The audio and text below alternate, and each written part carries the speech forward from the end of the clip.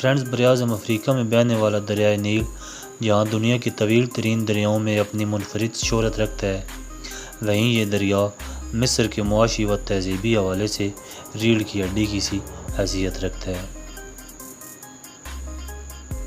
Friends, اسی دریائے نیل کے وسیع و عریض احاطے پر پھیلے علاقے سے اہرام مصر کی تعمیر کا سامان کشتیوں پر لاد کر لایا جاتا تھا۔ 4000 سال قبل از مسیح میں صحرائے اعظم کی وسعت گیری و خشک سالی کے باعث دریائے نیل کی جانب ہجرت کرنے والے مصری آثار قدیمہ اس عظیم تہذیب کا پیش خیمہ بنے جو آج بھی دریائے نیل کے کنارے ملتے ہیں۔ فرینڈز، 6695 کلومیٹر کا سفر طے کرتے ہوئے بحیرہ روم میں گرنے سے پہلے یہ سینکڑوں دیہاتوں کو سیراب کرتا ہے۔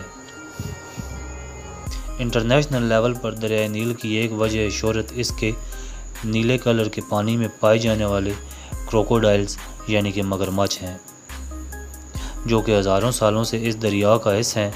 دریائے نیل کے کنارے روایتی نیلے اور سفید گنبدوں والے گھروں پر مشتمل ایک گاؤں ایسا بھی ہے جسے دیکھ کر لوگ حیران رہ جاتے ہیں، کیونکہ وہاں ہر گھر میں مگرمچھ پائے جاتے ہیں، یہاں تک کہ ہر گھر کے دروازے پر حنوط شدہ مگرمچھ ملتے ہیں۔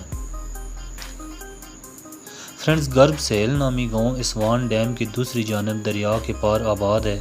اس گاؤں تک پہنچنے کے دو راستے ہیں، براستہ زمین یا براستہ آب مینز کے دریا کے تھرو۔ فرینڈز، اگر غرب سہیل نامی گاؤں پہنچنے کے لیے بس کے راستے کو اپنایا جائے تو آپ کو عمارتوں اور گھروں کے باہر کروکوڈائل ہاؤس کندہ ملے گا اور حنوط شدہ یا پینٹ شدہ مگرمچھ بھی نظر آئے گا۔ فرینڈز، یہ گاؤں دراصل نیوبیا کی تہذیب کا مرکز ہے جو کہ مختلف رنگ و نسل سے تعلق رکھنے والے لوگوں کو جدید مصر سے منفرد کرتا ہے۔ ہوائیور نیوبیا کے باشندوں کے گھروں کے باہر اور اندر مگرمچھ کا ہونا ایک ثقافتی روایت ہے، اور دلچسپ بات یہ ہے کہ مگرمچھ کو رکھنا یا حنوط شدہ مگرمچھ کو دروازوں پر ٹانگنا ہی ضروری نہیں، بلکہ یہ جتنا پرانا ہوگا اتنا ہی اس خاندان کے لیے باعث فخر ہوگا۔ فرینڈز، اس معاشرے میں گھر میں مگرمچھ پالنا جرأت و شجاعت کی علامت تصور کیا جاتا ہے، اور صرف یہی نہیں بلکہ مگرمچھوں کے شکار ان کی لاش کو محفوظ کرنے اور دروازوں کے اوپر ٹانگنے سے اور بھی کئی معنوں کو جوڑا جاتا ہے، جیسے کہ نظر بد سے بچانے کا طریقہ، گھر کے مالک کی ہمت و استطاعت میں بڑھوتری، اور دوسرے مگرمچھوں کو گھر سے دور بھگانے کی علامت بھی سمجھا جاتا ہے۔ وہاں پر صرف مگرمچھ ہی ایسے جانور نہیں جنہیں گھروں کی زینت بنایا جاتا ہو، بلکہ بڑے پہاڑی کووں کو مار کر ان کی لاشوں کو چھت پر لٹکایا جاتا ہے تاکہ دوسرے بڑے کوے اور پرندے وہاں سے دور رہیں۔ فرینڈز، اس کی ایک اور وجہ یہ بھی ہے کہ پہاڑی کوے چوزوں، مرغی کے انڈوں، کبوتروں کو نقصان پہنچاتے ہیں۔ نیوبیا تہذیب کے افراد بچھو کا شکار کر کے اسے دیواروں پر لٹکاتے ہیں تاکہ وہ ان کے گھروں میں آنے والے دوسرے بچھوں کے لیے نشان عبرت ثابت ہوں۔ فرینڈز، مگرمچھوں کو گھروں میں پالنے کی ایک اور وجہ یہ بھی ہے کہ یہ مگرمچھ ان کی آمدنی کا ذریعہ ثابت ہوتے ہیں۔ اب یہ بات باعث حیرانی ہے، بھلا ان خطرناک مگرمچھوں کو پال کر کوئی پیسے کس طرح کما سکتا ہے؟ تو فرینڈز، قرب سہیل نامی اس گاؤں کے باسی وہاں آنے والے سیاحوں کے ذریعے پیسے کماتے ہیں، جن کے لیے گھروں میں افراد کے ساتھ بسنے والے مگرمچھ اور گاؤں کے باسیوں کی تہذیب باعث کشش ہوتی ہے۔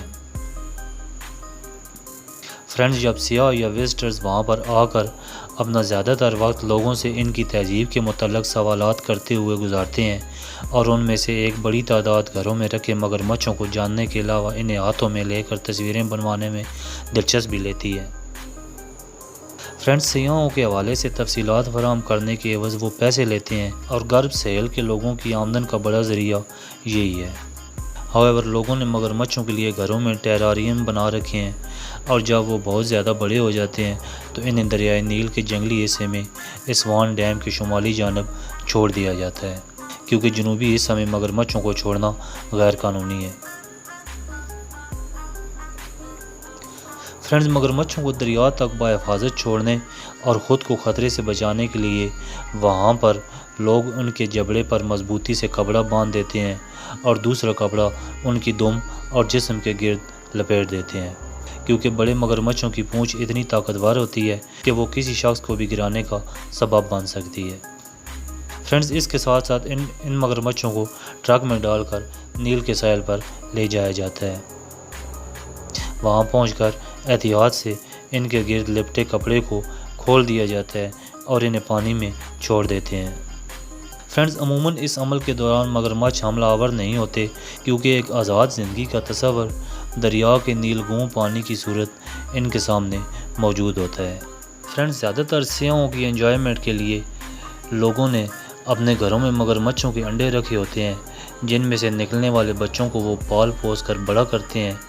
گھر تو گھر، وہاں تاریخی مقامات اور یہاں تک کہ کشتیوں میں بھی مگرمچھوں کے سر آویزاں ملتے ہیں۔ اب اس کے پیچھے بھی مگرمچھوں سے جڑی عقیدت کار فرما ہے یا نہیں، یہ تو کچھ یقین سے کہا نہیں جا سکتا، مگر یہ کہ مگرمچھ یہاں ہر جگہ دکھائی دیتے ہیں۔ اس کی ایک وجہ مصر کی تاریخ، خصوصاً نبوی قبیلے کی تہذیب میں مگرمچھوں کو دی جانے والی اہمیت ہے، جو عقیدت کا روپ دھار چکی ہے۔ دوستو، ہزاروں سالوں سے مگرمچھوں کو قدیم بادشاہوں میں شجاعت کی علامت مانا جاتا تھا۔ however، قدیم مصری تہذیب میں فنون لطیفہ پر بھی مگرمچھ کے گہرے اثرات رہے ہیں۔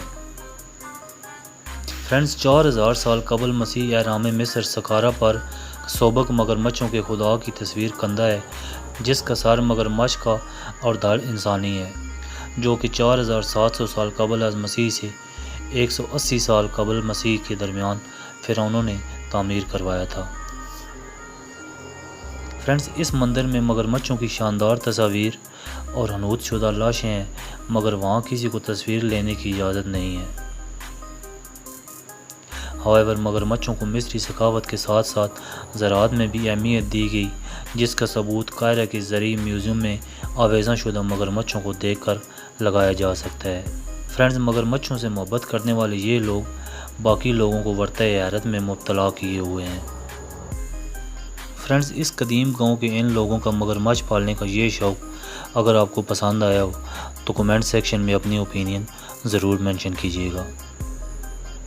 دوستو، اگر یہ ویڈیو آپ کو پسند آئی ہو تو اس کو لائک، اس چینل پرو انفوٹینر کو سبسکرائب اور ساتھ ہی موجود بیل آئیکن کو بھی پریس کر دیجیے گا تاکہ ہماری آنے والی نئی ویڈیوز کا نوٹیفیکیشن آپ کو مل سکے۔ Thanks for your time, good bye.